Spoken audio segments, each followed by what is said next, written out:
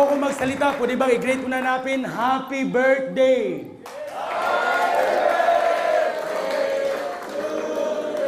Ulit, ang pangit. Happy birthday! Hop, hop! Sabay-sabay tayong lahat, go! Happy birthday to you! Alright, palakpakan natin. Tapos na ho ako, and salamat ho sa inyong lahat. Ayun lang pala. Anyway, good evening! Guys, grabe, karating ko lang talaga, kalalapag lang sa airport. Ang gusto ko nga, galing sa airplane pa, gusto ko nang tumalon. Bakit? Gusto ko kayong makita lahat. From Jensen pa ako, kaibigan, galing pa ako kay Manny Pacquiao. So, grabe, nagkakaroon pa kami ng bakbakan doon. Tapos, sabi ko, akyat na ako sa airplane. Why? Gusto ko na makita ang lahat ng taga Luzon. Taga Luzon pala. Palakpakan natin lahat ng taga Luzon. I'm so excited tonight. Why? Kasi una ho, dalang-dala ko ho ang presensya ng buong Mindanao. Guys, sabog na ho tayo sa Mindanao. Pero ang iba, alam ko yung iba dito talaga hindi pa nakakilala sa akin. Tama. Since mayroon kayong idea kung sino ako at mayroon kayong idea sino ang isa sa mga may-ari, my name is June Agrao. Ako po ay 19 years old. 1979 ako pinanganak sa Davao City. Davao City. Pamilya ba kayo sa Davao? May mga Bisaya ba dito? Taas mo kami ng mga Bisaya, taas na ka mga as. Nako, kahit hindi pa kayo magpataas, mukha nyo palang halatang halata, Bisaya talaga. Tracy kaming magkakapatid, ako yung pang Tracy, huwag kayong magtaka bakit marami kami, kasi ang Davao is bukid, probinsya. Alas 6 pa lang mga tao doon tulog na. Kasi mahilig sa mga kasa tulad ng kasagingan, kasabutan, kakahuyan, kadaruan. Paramihan ng anak. 4 na bisis nag-asawa ang aking ina, 3 bisis nag-asawa aking ama, kami ang sinumpa.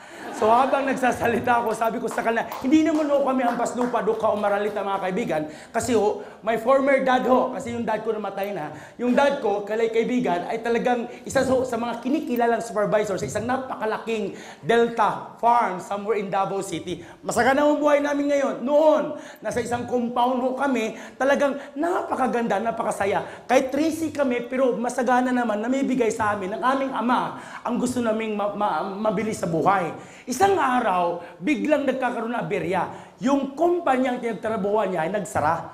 Kasama ho siya sa nabayaran. So talagang wala kaming magawa. Sabi ko sa sarili ko, paano yung dad ko? Why? Ang hirap, yung galing ka sa medyo may angat, tapos bigla kang bumaba. Tama.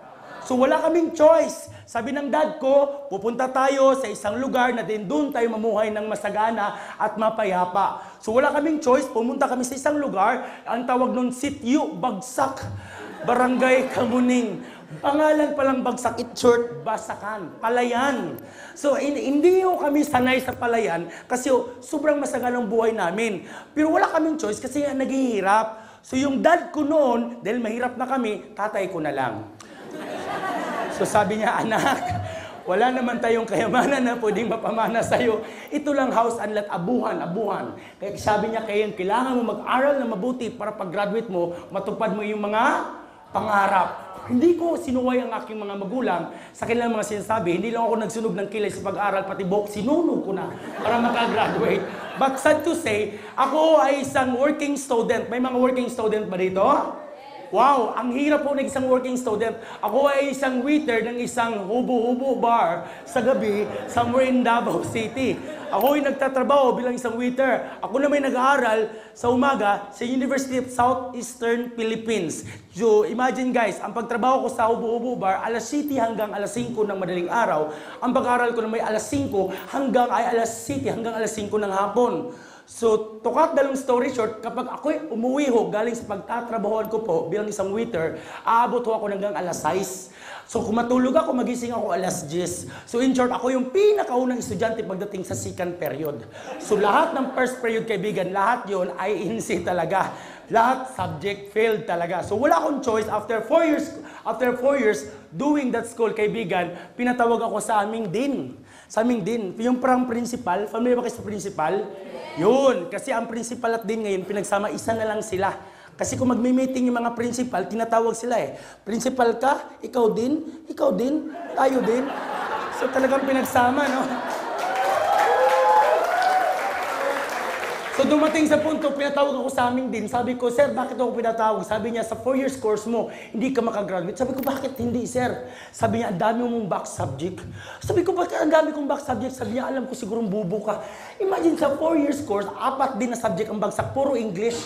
Why? Imagine kapag ikaw ay college students, lahat ng first period, English talaga. Tama. Di ko nga maisip bakit English, minsan math, minsan English. So sabi ko sa kanya, umiyak ako sa kanyang harapan, sir, yan lang ang kayamanan, pwede mapamalan na aking mga magulang ang makagraduate. Hindi ko siya napatinag. Umalis ho ako, umiyak ako. Habang naglalakad ako papuntang boarding house, may isang babae nakatingin sa akin. Sabi ni isang babae, ang gwapo ng batang ito, bakit umiiyak? Mama ko, nagsabi sa akin ng gano'n. Wala akong magulang na magsabi na pangit kas para magulang mo. Tama o tama? Kaibigan, sabi ko sa mama ko, ma, hindi ako makagraduate. Sabi, hayaan mo na anak, marami nakagraduate kayo, wala naman trabaho. Tama ba yun? Sabi ko siya, hayaan mo ma. Kahit hindi ako makagraduate, maghahanap ako ng work. Sabi niya, anak, alam kong bobo ka. Kaya i-test ko muna yung IQ mo kung maghanap ka ng trabaho. Sabi ko, ano yun ma? Sabi niya, dahil bobo ka sa mathematics mo na i-test ko sa'yo. Sabi ko, ano yun ma? Sabi niya, kung mayroon akong 5 anak sa una kong husband, mayroon akong 7 sa pangalawa, at mayroon akong 9 sa pangatlo, mayroon akong, sabi ko, pagkamanyakis ma, pagkamanyakis. Tama naman, di ba? Sabi niya, tumpak anak, pwede ka na mag-apply. So nag-apply ho ako sa isang napakagandang pagawaan ng motor, ang pangalan M-Core. So sa Mindanao, malaki ho ang M-Core. Ako po ang isang i-interview bilang isang credit consultant sa Bisaya Collector sa isang kumpanya. Nung ako'y pang-7, nako, lahat ng 6 natanggap na. Feeling confident ako, that was the time, kasi nakarigso na ako. Sabi ko, pasok ito. Habang ini-interview ako, doon na. Why? Lahat ng pinagsasabi ng HR, kaibigan, Nisa, wala akong naintindihan. Lahat puro English. Sabi ko sa kanya, bakit yan pa? Sa lahat ng lingwahe, bakit yan pa ang palagi itatanong sa akin? Ako naman, siyempre, palaban ng palaban, gusto ko namang makakaroon ng trabaho. Sumasagot naman ako, pardon ho ma'am, pardon ho, pardon. Sabi niya, Mr. Agro, blah blah blah, daming sinasabi. Sabi ko sa kanya, pardon ho ma'am, pardon ho, pardon. Sabi niya, Mr. Agro, can you understand English? Sabi ko, yes ma'am, a little bit. Sabi niya, sige, mag-Tagalog na lang tayo. Sabi ko, that's my favorite. Ayun na. So nag-Tagalog na kami. Sabi niya, Agaraw, lahat ng requirements dito, pumasa ka. Kaso may isang requirements, hindi ka pumasa. Sabi ko, ano yun ma'am? Ang hinanap namin dito, with pleasing personality. Ikaw kasi may personality pero walang pleasing, ang sakit magsalita. Parang kinumot ka ng 7 demonyo. Kaibigan, kayo ba'y naniniwala? Kahit sa buong sarili yun, naniniwala ba kayo may taong pangit? Naniniwala ba kayo may taong pangit? Tingnan mo yung katabi mo. Tingnan mo katabi mo. Naniniwala ka na? Kaibigan, ang hirap kung may pangit. Tama o tama? Tama o tama? Hindi mo masising sarili mo. Bakit? Damay-damay lang yan. Mama mo pangit, papa pangit. Ano ka, himala? Walang exempted. Ang himala nakasalalay sa iyong mukha, tama o tama. Pero napakahirap kapag pangit ka, tama o tama. Kaibigan, hindi mo naman masisi kung pangit ka. Imagine, kung mayroon kang anak ngayon na pangit, ito yung pinakamalaking disadvantage sa buong buhay mo. Why? Sa pag-aaral pa lang, pinagbasihan na minsan ang pangit talagang mayroong nagkakaroon ng disadvantage. Tingnan mo, kapag maganda ka, nag-aaral ka, saan ka pinapaupo? Sa harapan, tama o tama. Pero kung pangit ka, sa likuran, katabi ng basurahan. Ang malupit kapag may umutot, ikaw madiskitahan. Nung umutot yun, absent ka pa nun. Ang hirap, tama o tama. Kung maganda ka, kung absent ka, hinahanap-hanap ka. Pero kung pangit ka, kahit present ka, absent ka. Ganon kasama. Tama o tama. Kahit mag-a-apply ka ng trabaho, mag-a-apply ka na lang. Kung maganda ka, hawak-hawak mong folder. Folder pa lang, ha? Why? Kasi maghanap ka ng requirements. Tama o tama. Hawak mong folder. Pagpasok mo sa isang establishment, nakalagay wanted, ang security guard, tutulungan ka pa. Ma'am, interview ka bukas. Tama o tama. Kung maganda ka. Pero kung ikaw ay pangit, kasunod mo maganda, pagpasok mo, no vacancy, sir, no vacancy. Di ba nag-vacancy? Seconds lang talaga. Nakuha na. Tama o tama. Mahirap. Lalo na sa pagkuha ng requirements. Kung maganda ka, ang bilis makakuha. Tama o tama. In BI, seconds lang, minutes lang, release kagad, certificate. Tama o tama. Pero kung pangit ka, tagilid, Brad. Tagilid konti. Pare, may kaso ka ba? Ang hirap, tama o tama? Tama o tama? Oo, ganun. Kapag pangit kaibigan, ulitin ko po, walang taong pangit dito. Tingnan mo yung katabi mo, tingnan mo yung katabi mo. Wala akong taong pangit dito. Wag ko kayo, baka ang iba kasi dito, ang sakit na ho tumitingin sa akin. Kahit magsakay ka ng bus ngayon, magabang ka. Tingnan mo, kapag maganda ka, magabang ka ng bus. Subukan mo. Kahit hindi ka magabang, may kusang hihinto sa'yo. Tama. Sakay mo? Tama. Pero kung pangit ka, kahit halos mabanggaan ka na. Hoy, ano? Magpasagasa ka? Sasakay ako. Kung sasakay, sakay.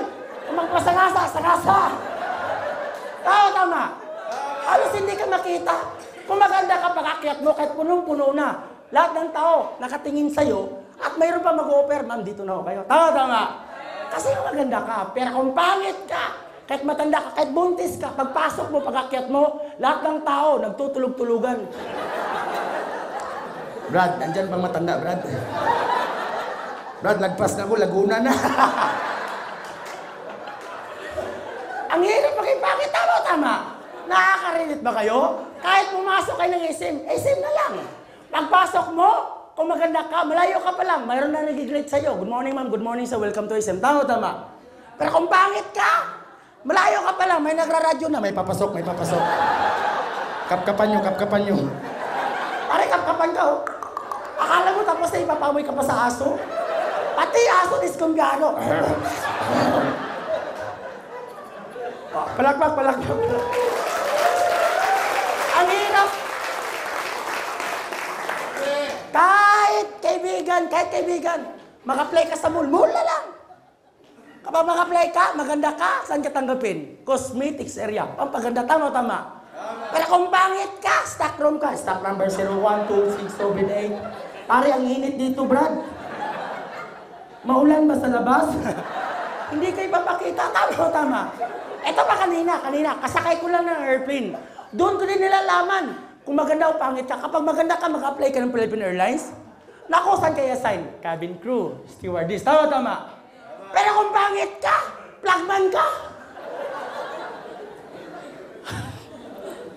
Guys, hindi ho lahat ng kapangitan ay kasamaan. Hindi ho. Mayroon din namang kagandahan, advantage ang mga pangit. Gusto nyo malaman? Unang advantage ng pangit. Hindi ka magkakasakit ng AIDS.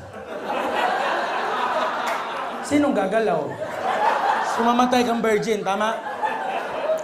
Kaya kung may virgin pa dito, alam na.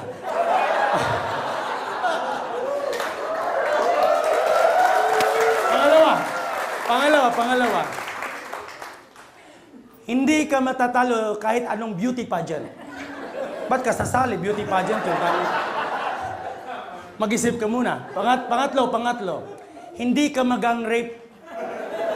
Kung maganda ka, maglalakad ka, ako, kahit Quiapo, kahit saan, maglalakad ka, pwede ka mang-rape. Tama.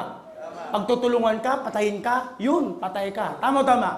Pero kung pangit ka, kahit madaling araw ka bang maglalakad, daanan mo pa yung lahat ng mga rapist, titingnan ka lang nila. Pare, kasama natin yan. O, palakpak, mga pangit, palakpak. Kaibigan, nung ako'y bata pa, tinanong ko yun sa papa ko, sabi ko, pa, bakit ganito mukha ko? Sabi niya, anak, nung pinakitaan, sobrang gwapo mo. Pero habang lumaki ka, nag-iba ang mukha mo. Sana hindi ka nalang lumaki. Sabi niya, sabay banat mo yung mama ko, sabi niya, yung mga mata mo, anak, ang cute. Yung tainga mo, ang ganda. Yung ilong mo, ang tangos, pero pagsama, ang gulo. Mayroon daw akong PPHP. Ano yun? Papangit ng papangit habang papalapit. Ang hirap. Kaibigan, sabi ko sa sarili ko, kahit di bali na, kung ganyan ang pagmumukha mo, sabi ko, may mapuntuhan din ang mukhang ito. Kaibigan, kinabukasan, nag-apply ako ulit. Saan ako nag-apply? May nakalagay wanted. Pag wanted, sino yun? Ako yun. Tama.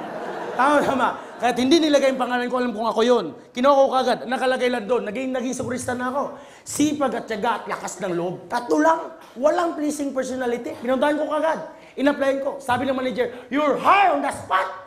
Sabi ko, bakit nag-a-apply pa ako kahapon? Dito lang pala matanggap-tanggap. Sabi ko, sir, kailan simulan? Sabi niya, umpisahan mo na ngayon. Kasi may banggaan. Sabi ko, ano ba ng trabaho? Embalmer. So ako inahayal bilang isang embalsamador ng patay. Way back 2000 hanggang 2004.